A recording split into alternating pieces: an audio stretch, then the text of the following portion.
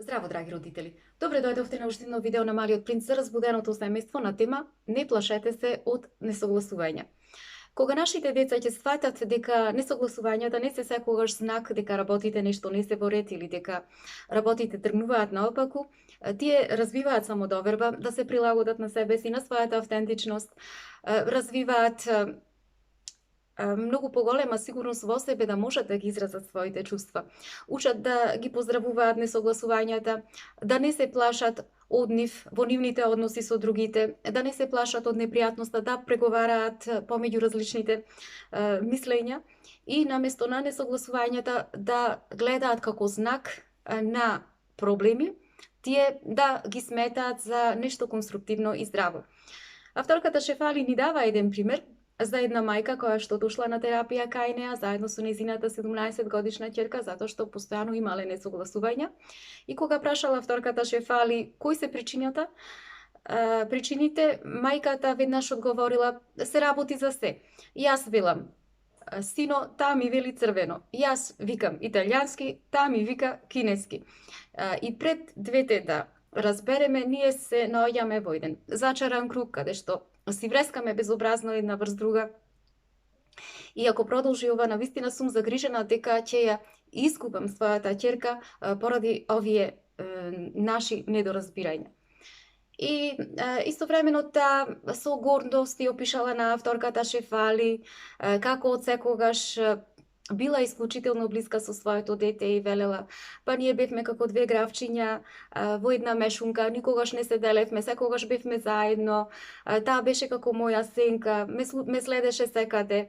Меѓутоа ова година нешто се смени и сега таа во ништо не сака да се согласува со мене и токму поради тоа јас се плашам дека ќе си го изгубам своето дете. И тогаш од овие искази авторката Шефали увидела како мајката всушност имала голема контрола врз своето дете до тој степен што девојчето не можела да си го изрази своето вистинско јас. Значи, таа всушност го правела ова за да може да го поддржи своето собствено слабо чувство за себе.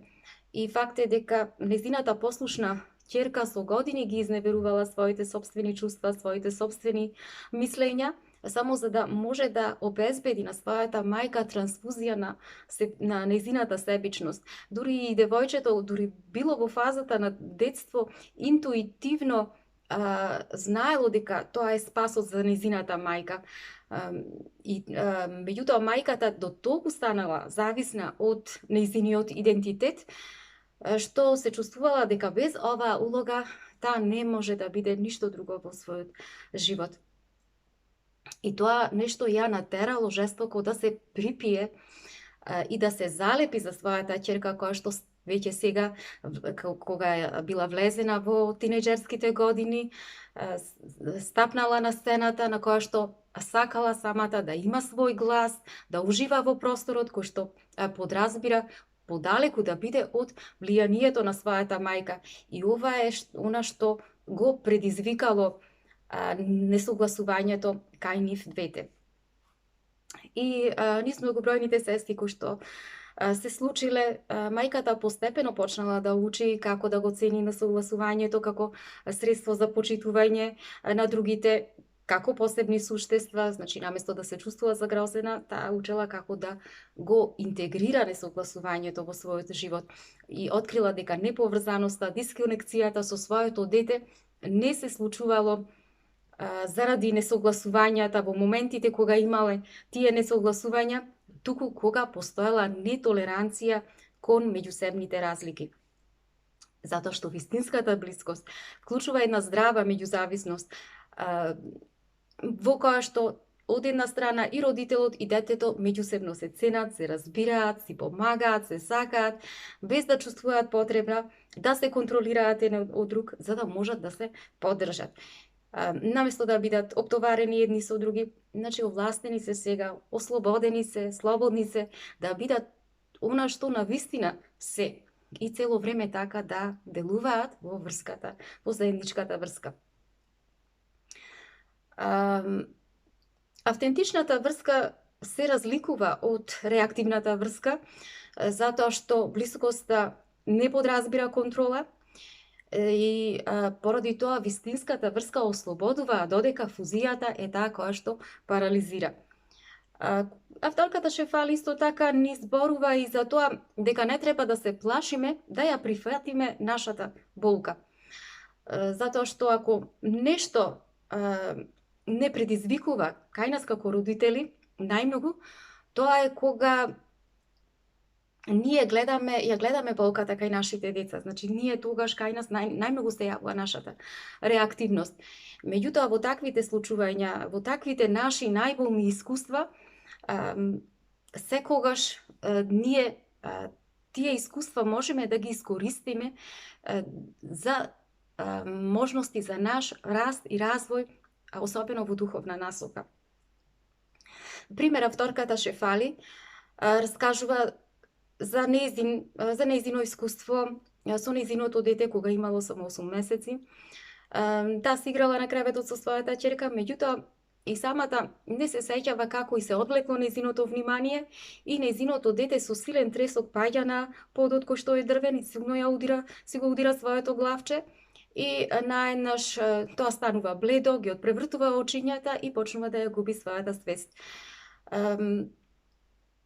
Влегува авторката Шефали во колата и во голема паника оди кон болницата, не можејќи цело време при тоа да си поверува како можела да биде толку невнимателна. И после тоа, кога ја напуштаат болницата, докторите и кажуваат дека доколку нејзиното дете остане во таква безволна состојба и наредниот ден, дека ќе мора да ја врати назад да прават тестови и ја носи дома и цело време додека е дома со неа, значи постојано во скутот си ја држи, си ја нишкала со часови, додека неизменично се менувала состојбата, расположението кај низиното девојче, од моменти на длабок сон, меѓу моменти на длабок сон и мачен плач заради болката што ја имала во својата глава. И секој пат кога плачело нејзиното дете, авторката Шефали подскокнувала, нејзиното срце толку многу се стегало што останувала без див и постојано се вознемирувала со прашањето што ако ова биде со моето дете, што ако она биде со моето дете. И колку повеќе нејзиното девојче плачело, значи таа се повеќе се трудела да остане, меѓутоа не можела да остане и да се тргне настрана од нејзините емоции. Затоа што и самата сватила дека во тој момент нема кој друг да обвинува, нема на кого да реагира и била самата принудена во таквите моменти да ја искуси својата собствена, значи да искуси болката од ова искуство нејзино во својот најголем интензитет. Дали ова било нешто лошо за неа? Сосема спротивно, затоа што кога немала авторката излез на кој да реагира, тоа всушност ја сменила целосната нејзина перцепција, целосното нејзино размислување за болката. Што значи дека морала самата да ја процесира во себе и да ја прифати, за да може да ја разбере. Наредниот ден состојбата на нејзиното дете се подобрила и кога после неколку дена отишла на работа со своите клиенти, нејзините клиенти веднаш забележале како се чувствувала огромна промена во самата енергија кај авторката Шефали и самата таа забележала некоја одредена промена кај неа, затоа што се чувствувала многу поприсутна, многу поотворена, многу помалку била во својата глава. Едноставно авторката Шефали се чувствувала поинаку и поубаво. Затоа што самото плачење со часови низ која што поминала, соочувањето со секое едно нејзино размислување, што ако ова биде, што ако она биде со моето дете, изгледало како да ја фрлило неа во едно место на длабока поврзаност со чудото кое што го нарекуваме живот. Значи, ова нејзино искуство на префрлање од нејзината глава во нејзиното срце всушност и помогнало многу да може да се поврзе со родителите.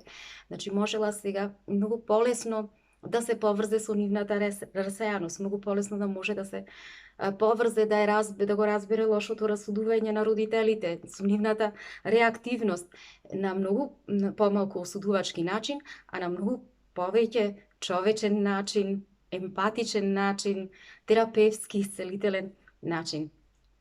И затоа велиме дека еден аспект од свесноста што ние како човечки битија доживуваме, вклучува да видиме колку всушност екстремно болните чувства можат не можат да не уништат. Значи колку ние сме способни да доживееме голема издржливост во таквите моменти. Всушност ние учиме дека болните искуства имаат огромен потенцијал да не поврзат многу подлабоко, да не продлабочат многу подлабоко, отколку што тоа го прават нашите среќни искуства. Значи, зошто тоа е така? Затоа што болните искуства нас не ставаат во еден директен контакт со нашите ограничувања, со нашите недостатоци, со нашите погрешености. Значи, не подсетуваат на нашата заедничка човечност, а истовремено не одвраќаат и ја отфрлаат нашата себичност. Драги мои, тоа би било се за ова видео. Имајте убав ден. Се гледаме.